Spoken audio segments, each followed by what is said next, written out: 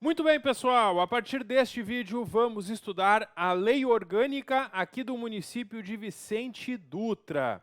Lei orgânica é a principal lei do município, é a lei que organiza o funcionamento da prefeitura e da Câmara, como a gente vai estudar. E nós vamos aqui durante a aula sempre dar um foco, a atenção para como que a lei orgânica costuma ser cobrada em provas de concurso, que é isso que nos interessa.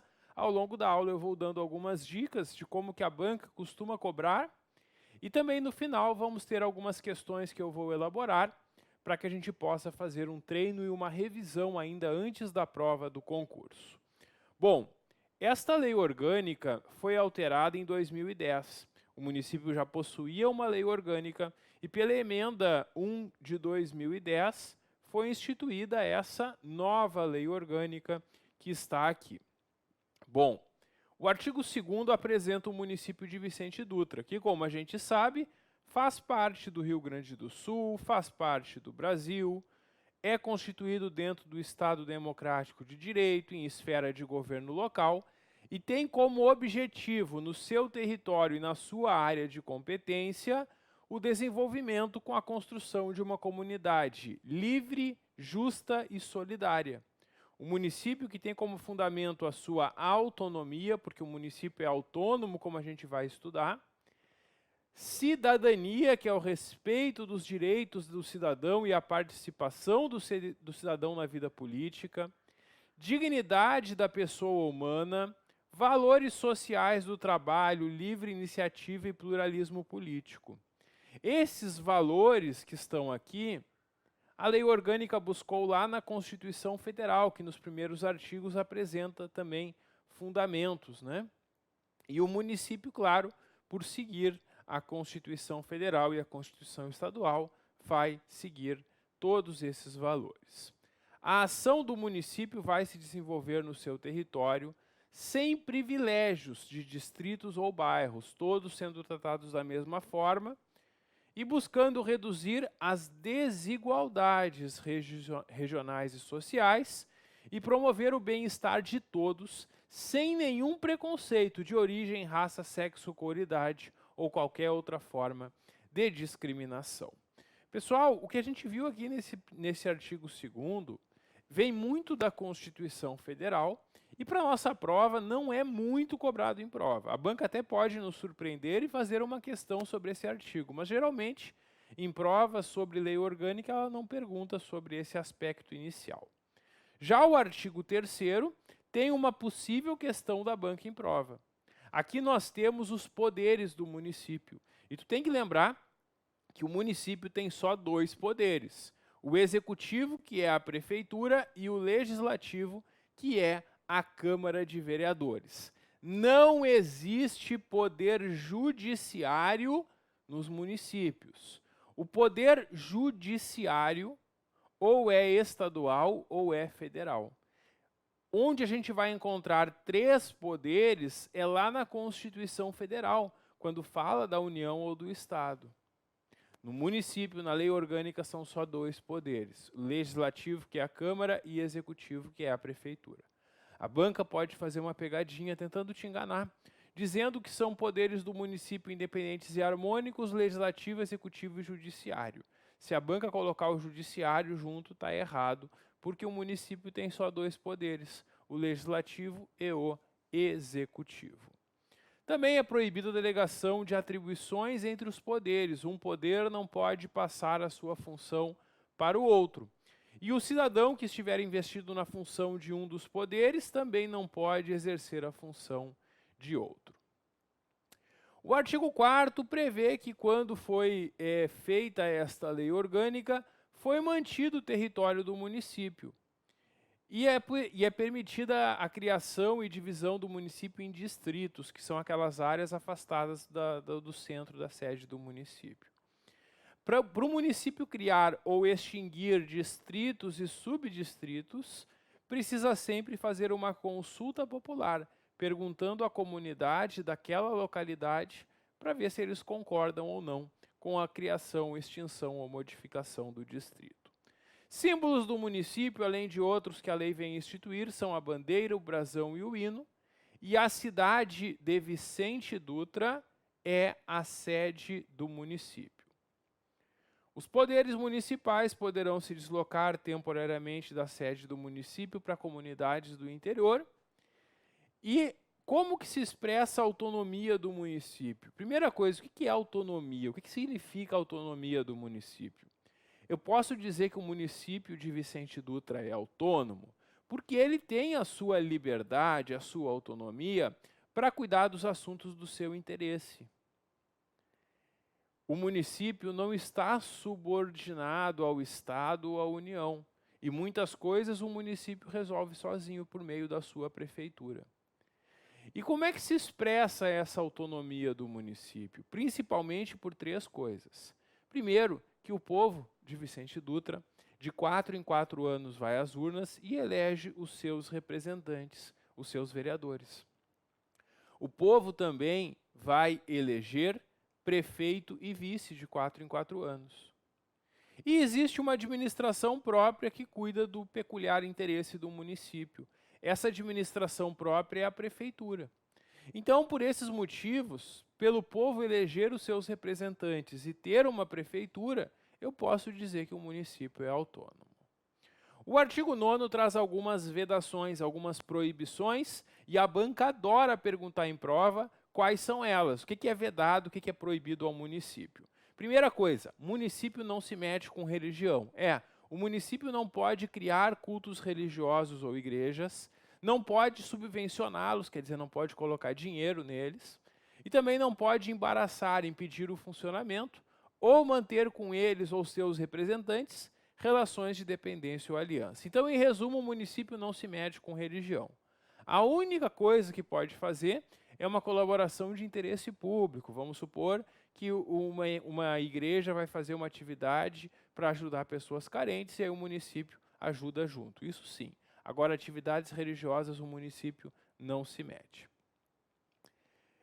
Que mais, pessoal? O município não pode recusar fé a documentos públicos, porque os documentos públicos têm uma presunção de legitimidade. O que a banca pode fazer de pegadinha aqui?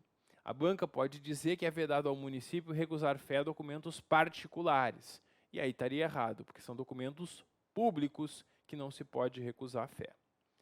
O município também não pode tratar de forma diferente os brasileiros. O município não pode criar distinções entre brasileiros ou preferências para uma pessoa de direito público interno. Também o município não pode permitir ou fazer uso de estabelecimento gráfico, jornal, estação de rádio e televisão, serviço de alto-falante ou qualquer outro meio de comunicação para propaganda político-partidária ou para fins estranhos à administração. Não pode utilizar a publicidade para fins que não interessem à administração. O município também não pode adquirir ou efetuar qualquer compra sem o devido processo de licitação, instituir ou aumentar tributos sem que a lei estabeleça. Aqui a banca pode fazer uma pegadinha, dizendo que ao município é vedado instituir ou aumentar tributos por lei. Não, por lei não é vedado. O que é proibido é a prefeitura aumentar um tributo sem lei. Então, se o prefeito ou prefeita do município quiser criar um novo tributo ou aumentar um tributo, pode. Mas para isso, vai ter que enviar um projeto de lei e só se os vereadores aprovarem que o tributo vai ser aumentado ou criado. Porque sem lei não pode, com lei pode.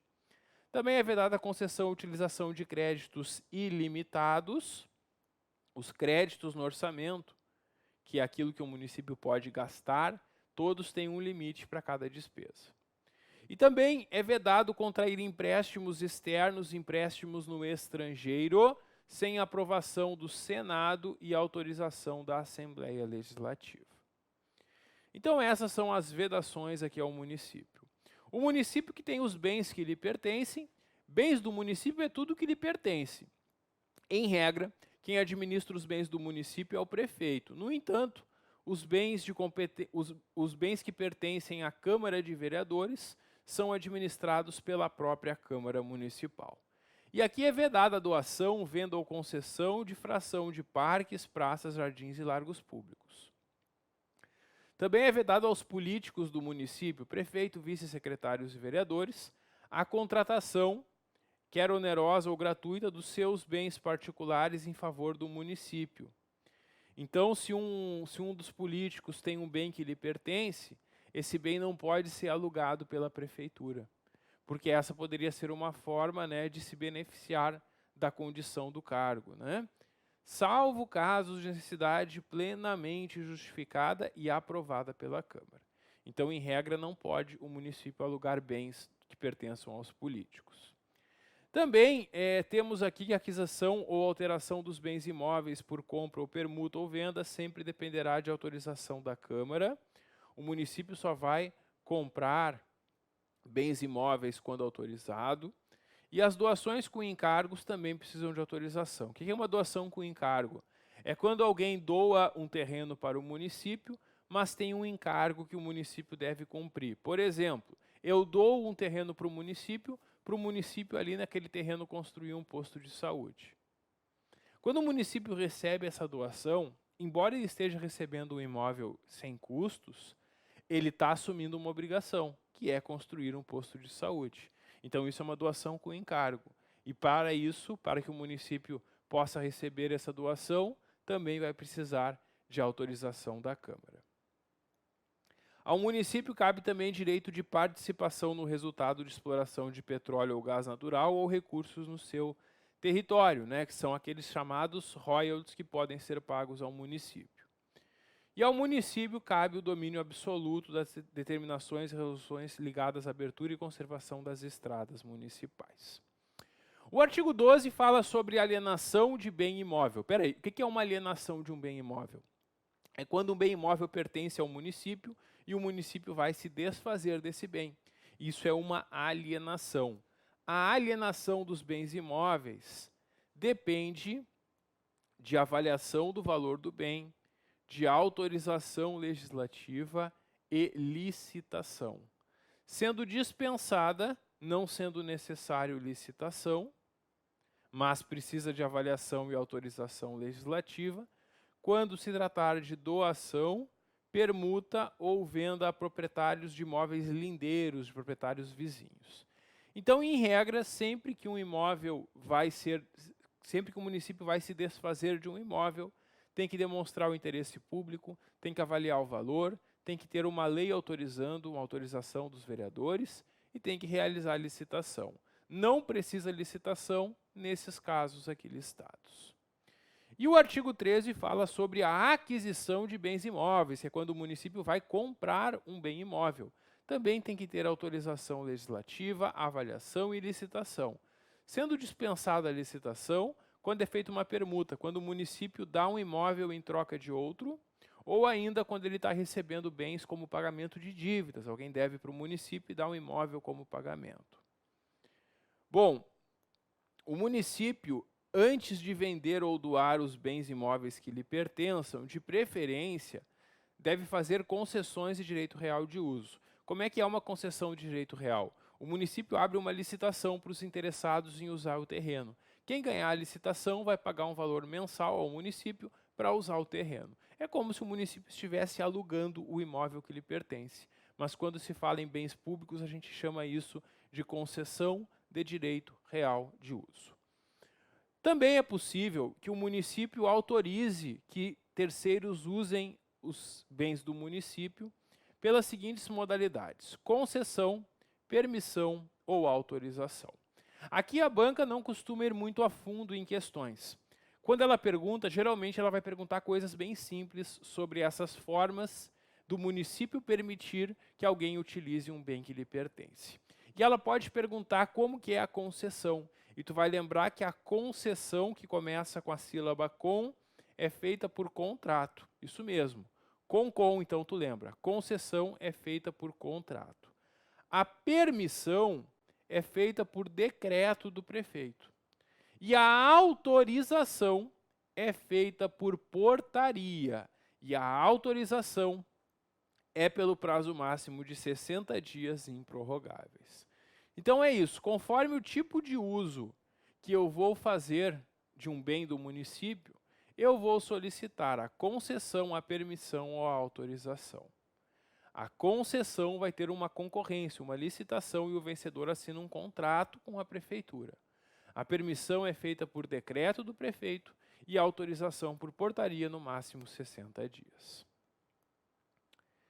Na sequência, nós temos a competência do município. Aqui no artigo 17 tem uma grande lista de competências do município e vocês devem fazer a leitura porque elas são cobradas em prova. Eu não vou ler com vocês porque elas são muito simples. Então aqui eu vou deixar para vocês fazerem a leitura. Mas eu vou dar uma dica importante para fins de prova. Quando a banca pergunta as competências do município em prova, geralmente ela vai tentar misturar as competências privativas do município, que estão aqui no artigo 17, com as competências do município, que são realizadas junto com a União e o Estado, que estão no artigo 19. Então, fazer a leitura desses dois artigos e diferenciar o que cabe só ao município daquilo que cabe à União e ao Estado é importante e vai te ajudar no estudo. Tem entre esses dois artigos o artigo 18, que prevê que o município pode fazer parcerias, porque o convênio é uma parceria, é uma união de esforços. E o município pode fazer convênio com outros entes públicos, como a União, Estado ou até outros municípios da região, ou até mesmo com instituições privadas. E o convênio, então, é uma união de esforços que o município pode fazer. Bom, o artigo 20 trata de tributos de competência do município. A banca adora perguntar em prova quais são os tributos do município. Então, a primeira coisa que tu tem que saber é que são 3 espécies de tributos que nós temos aqui. Tem impostos, taxas e contribuições de melhoria. Os impostos do município são 3. São os 3 impostos aqui listados no inciso 1 do artigo 20. O município pode instituir, pode não, ele tem que instituir esses 3 impostos. IPTU, que é o Imposto sobre a Propriedade Predial e Territorial Urbana. Aquele imposto que tu paga da tua casa onde tu mora todo ano para a prefeitura é o IPTU. O ITBI é o Imposto sobre a Transmissão de Bens Imóveis entre Pessoas Vivas. Quando tu compra finalmente a tua casa, tu paga um imposto para a prefeitura. Esse imposto é o ITBI. E o ISS é o Imposto sobre Serviços de Qualquer Natureza. As empresas que prestam serviços vão recolher esse imposto chamado ISS. É isso. Esses são os 3 impostos do município. O que a banca faz nas provas é misturar com esses impostos, impostos que são estaduais ou federais. Por exemplo, o IPVA. Se eu tenho um carro que está emplacado em Frederico Westphalen, eu comprei ele em Frederico Westphalen, eu moro aqui em Vicente Dutra, e eu não faço a transferência do veículo aqui para Vicente Dutra, quando eu pagar o IPVA para o Estado, porque o IPVA é um imposto estadual, uma parte do que eu pagar vai lá para Frederico Westphalen. Se eu transfiro o veículo aqui para Vicente Dutra, quando eu pago o IPVA, uma parte do IPVA vem para Vicente Dutra. Então, o IPVA é um imposto estadual que tem uma parte que vai para o município. Mas isso não quer dizer que o imposto seja municipal, porque quem institui, arrecada e cobra o IPVA não é o município, é o Estado. Aí depois que ele arrecadou, ele passa uma parte para o município.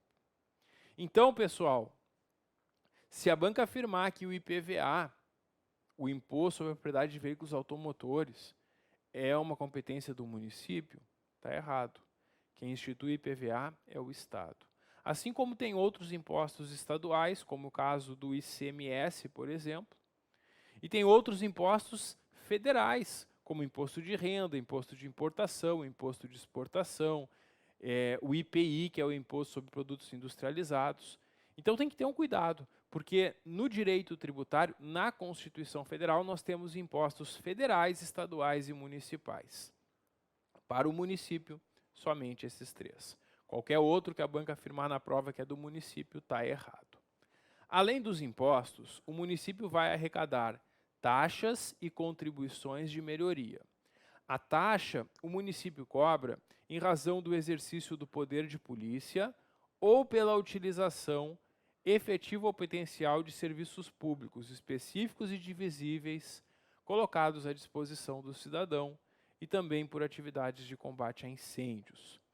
Para essas atividades, o município cobra taxas. E tem ainda a contribuição de melhoria.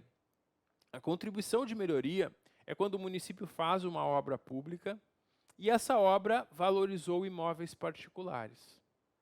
Nesse caso, para diminuir o custo que o município teve com a obra, ele poderá cobrar dos proprietários dos imóveis valorizados um valor chamado contribuição de melhoria para diminuir o custo do município total com a obra.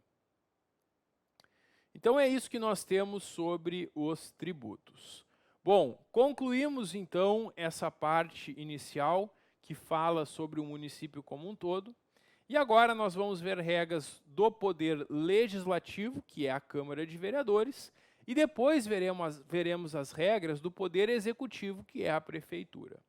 Sobre o poder legislativo, a gente sabe que ele é exercido pela Câmara de Vereadores, né? A Câmara de Vereadores, que são aqueles eleitos pelo povo para representá-los. A Câmara de Vereadores vai se reunir de 1º de fevereiro a 30 de junho e 1º de agosto a 31 de dezembro. Esse é o período normal de funcionamento da Câmara. Dentro desse período, a Câmara faz 2 sessões por mês. É que não tem muita coisa para tratar, então a Câmara não precisa se reunir toda semana. A Câmara se reúne 2 vezes por mês dentro desse período. A cada mês, 2 reuniões da Câmara. Nos meses de janeiro e julho, a Câmara não se reúne, ela está em recesso.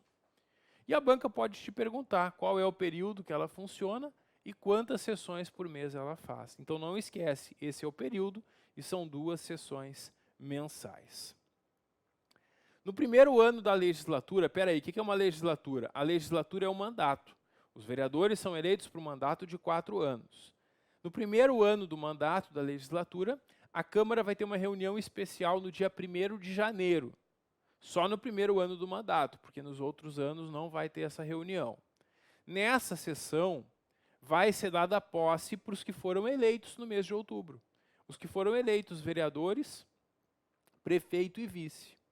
Os vereadores eleitos entre si vão ter uma mesa. A mesa da Câmara são cargos da Câmara. Então, um dos vereadores vai ser o presidente da Câmara, outro vai ser o vice-presidente, outro vai ser secretário. Essa mesa da Câmara, ela vai ter eleição todo ano. Então, nos 4 anos do mandato, cada ano é eleito uma mesa.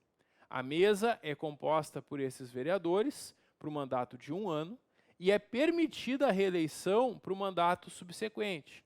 Então, aquele vereador que for presidente da Câmara no primeiro ano do mandato, pode ser presidente de novo no segundo ano, porque o mandato é de 1 ano e é permitida a reeleição. Aqui a banca pode fazer uma pegadinha tentando te enganar, mudando a quantidade de anos do mandato da mesa, dizendo, por exemplo, que é de 2 anos o mandato. Ou ela pode dizer, na questão, que é vedada, que é proibida a reeleição. E aí está errado, porque é permitida a reeleição. Então é isso, não esquece, aqui em Vicente Dutra, o mandato da mesa da Câmara é de 1 ano e é permitida a reeleição. A gente tem também que, além daquelas 2 sessões por mês, a Câmara pode convocar sessões extraordinárias, sessões extras, além daquelas normalmente realizadas. E a convocação extraordinária da Câmara poderá ser feita pelo presidente da Câmara ou por 1/3 dos vereadores ou ao prefeito, em caso de urgência ou interesse público relevante. Então a banca pode te perguntar, quem é que pode fazer uma convocação extraordinária da Câmara? A tua resposta vai ser o presidente ou 1/3 dos vereadores ou o prefeito. E nessas sessões extraordinárias, a Câmara só pode deliberar sobre a matéria para a qual for convocada, sendo feita pessoalmente a convocação de cada vereador para participar dessas sessões. Bom, na composição das comissões da Câmara, deve ser assegurada sempre que possível a participação proporcional de todos os partidos. Como assim? A Câmara vai se reunir em plenário, que é a reunião de todos os vereadores, e a Câmara também se reúne em comissões. A comissão é formada por um grupo de vereadores. Cada comissão vai ter 3 ou 4 vereadores, por exemplo.